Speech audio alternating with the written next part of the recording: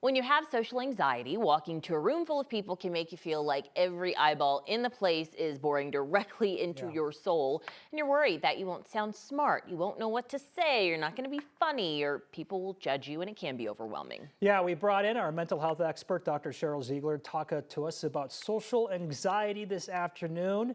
You have some tips. What are some of kind of like the immediate tips you can share with us? Yeah, absolutely. And these tips are good for somebody who has diagnosable social anxiety, or just somebody who gets nervous in certain kinds of settings, but in social ones. So tip number 1 is practice in low stakes settings. Meaning, okay, I know I have to go to this like maybe big event this weekend. So this week I'm gonna practice talking to not complete strangers, because that's usually anxiety provoking, but maybe my neighbor, my coworker, just practicing small talk with them really does help, because this is one of those things that people avoid when they don't like small talk or large crowds. So practice in other kind of settings, it really does help.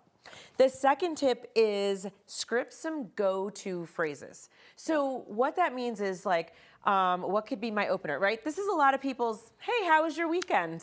Hey, how was the concert, right? So sometimes people ask that because they really want to know. And sometimes it's just like, okay, I should be having a conversation with you. Let me ask you just some openers. So have those openers. Also, like, let's just say you're like, well, what if I don't know what, that they did something special? You could just also just say like, what do you like to do? And if you say, oh, I'm a foodie. Oh, great. What are some of your favorite restaurants, right? So you just practice 2 or 3 sentences. It's enough. Either the conversation will keep going, or literally it was just a fine conversation and you move on and you're like, okay, I survived that.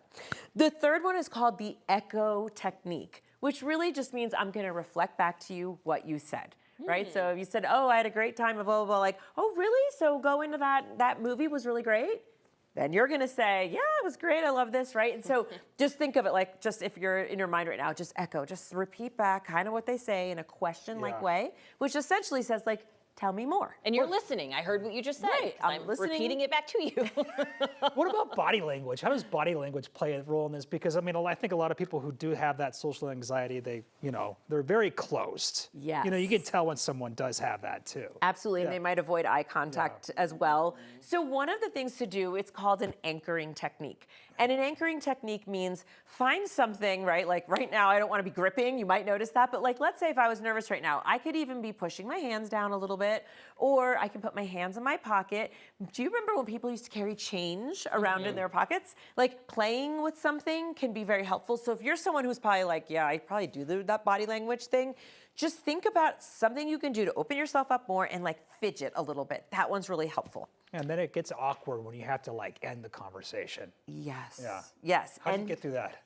So ending the conversation is also one of those like, try to ahead of time be thinking about what you're gonna say, and just have an out. Like, okay, well, I think my kids are running around crazy. I better go. Always blame the kids. That's Always, the easy one. Just blame those kids. So just have a one out, or oh, it looks like my spouse is looking for me, something like that. And try not to make it too obvious, because sometimes it is obvious, I feel like, but just try to make it like, wrap it up, reflect back what they said, and then just move on. That's a great way, because otherwise people with social anxiety will say, well, it was nice talking to you, and they'll just leave, and sometimes it feels awkward. I've definitely done All right, well, it was nice talking to you. We have to end this conversation right now. Thank you very much for sitting down here. We're done. Aww.